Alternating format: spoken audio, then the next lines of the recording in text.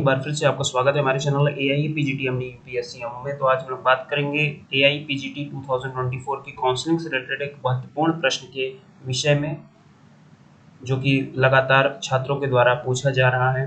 तो सबसे पहले तो आप लोग ये नोटिस कर लीजिए कि एआई पीजीटी 2024 का रिजल्ट आ चुका है और ऑफिशियल वेबसाइट पर आप इसे यहाँ से click here to see the score card, application number, date of birth, mobile number या फिर ईमेल आईडी डालकर आप अपना सिक्योरिटी पिन डालकर देख सकते हैं। यदि हम बात करें और पिछले साल की काउंसलिंग से रिलेटेड कुछ महत्वपूर्ण प्रश्न के बारे में, तो आप यहाँ पर AACCC की वेबसाइट पर आकर डाटा इकट्ठा कर सकते हैं। पिछले साल के जो भी एमडीएमएस, आयुर्वेद या फिर सिद्ध, यूनानी, होम्योपैथी, इन सभी के डाटा अवेलेबल है। तो यहाँ से आप एक्सेस कर सकते हैं पिछले साल की काउंसलिंग से रिलेटेड जो भी डाटा है। अब इसमें छात्रों के द्वारा पूछा जा रहा है लगातार कि national institute and central university की क्लिनिकल पीजी सीट्स क्या हमें मिल पाएगी या नहीं मिल पाएगी, कैटेगरी वाइज क्या है इसका डिस्ट्रीब्यूशन।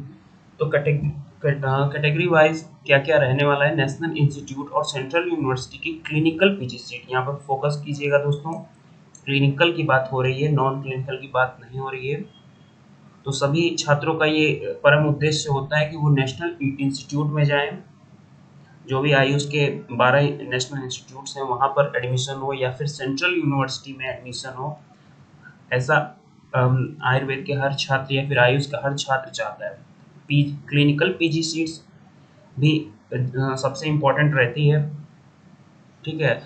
यदि हम कॉम्प्रोमाइज़ करने की बात करें तो आप क्लिनिकल पीजी सीट्स को कॉम्प्रोमाइज़ मत कीजिएगा। इंस्टीट्यूट को आप चेंज कर सकते हैं, इंस्टीट्यूट आप स्टेट इंस्टीट्यूट में भी ज्वाइन कर सकते हैं, स्टेट कॉलेजेस के इंस्टीट्यूट में भी, लेकिन आपकी क्लिनिकल सीट्स नहीं जानी चाहिए। तो ऐसी कोशिश रहती है सभी छात्रों की। तो देखते हैं हम क्या पिछले साल की कट ऑफ रही थी और उसके अवधारणा में इस साल की क्या कट ऑफ हो सकती है क्लिनिकल सीट्स में, और वो भी national institute and central university में। तो सबसे पहले यदि कट ऑफ के बारे में बात करें तो सबसे जो इम्पोर्टेंट है ईडब्ल्यूएस कैटेगरी। ईडब्ल्यूएस कैटेगरी में सबसे जो लास्ट मिला हुआ है रैंक 110 में मिला हुआ है काय चिकित्सा, national institute of Ayurveda Jaipur Rajasthan में।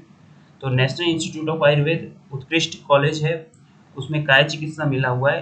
काउंसलिंग थर्ड राउंड की काउंसलिंग लिए ये लास्ट रहा है, मतलब आपको नेशनल इंस्टीट्यूट भी मिल जाए और क्लिनिकल सीट भी मिल जाए। ये जो डेडली कॉम्बिनेशन है ईडब्ल्यूएस के साथ, ये 110 रैंक पे मिला है, ऑल इंडिया रैंक 110। और जनरल की यदि बात करें, तो जनरल पीछे माना गया है, ठीक है, क्योंकि अधिकतर जो जनरल सीट्स हैं वो ईडब्ल्यूएस के कैंडिडेट लगभग दोनों सिमिलर ही होते हैं, जनरल एंड ईडब्ल्यूएस। मोस्टली 90% लोग होते हैं, हर जनरल ईडब्ल्यूएस होता है, तो इसलिए ऊपर की सीट्स जो हैं वो भर ली जाती हैं जल्दी। तो यदि जनरल की बात करें तो 143 मार्क्स, 143 रैंक पर सलाह के तंत्र मिला हुआ है थर्ड राउंड की काउंसलिंग में। तो आप लोग धैर्य बना के काउंसलिंग कीजिए, थर्ड राउंड तक आपको कोई न कोई इंस्टीट्यूट जो है नेशनल इंस्टीट्यूट मिल सकता है और आपका जो क्लिनिकल सीट है वो भी मिल सकती है। तो ITRA जामनगर में मिला हुआ है, ये भी उत्कृष्ट है इंस्टीट्यूट है, इंस्टीट्यूट ऑफ नेशनल इम्पोर्टेंस का दर्जा इसे प्राप्त है भारत सरकार की ओर से। यदि हम बात करें ओबीसी कैटेगरी में लास्ट कहाँ पर मिला है, तो ITRA जामनगर में कौमार भृत्य मिला हुआ था पिछले साल, वो भी थर्ड राउंड की काउंसलिंग पर, ठीक है। 182 रैंक पर ओबीसी रैंक पर मिला हुआ था। ओबीसी कैटेगरी में 182 रैंक आवश्यक है, विद थर्ड राउंड तक आपको वेट करना पड़ेगा, लेकिन मिल गया था। यदि हम बात करें SC और ST कैटेगरी के विषय में, तो इसमें नेशनल इंस्टीट्यूट और सेंट्रल यूनिवर्सिटी मिलने की संभावना थोड़ी अधिक रहती है। तो यहाँ पर आप देख सकते हैं सलाह के तंत्र मिला हुआ है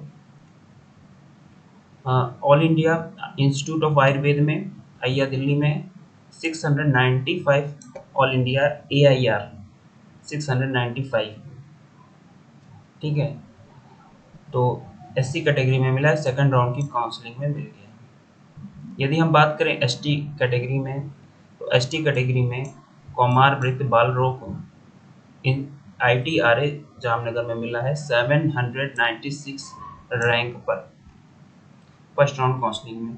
बाकी इंटरनल कोटा की बात करें तो बहुत सारे कॉलेजेस में इस साल इंटरनल कोटा भी वैलिड नहीं रह पाए हैं, तो वो भी सीट्स बढ़ेंगी तो अधिक रैंक तक मिलने की पूरी संभावना है। और पिछले साल के इंटरनल कोटा की यदि बात करें तो इंटरनल कोटा में 1200 रैंक तक मिलने की संभावना बनती, लेकिन जो ओपन कैटेगरीज हैं उनका जो आप लोगों को लास्ट रैंक बता दिया गया है।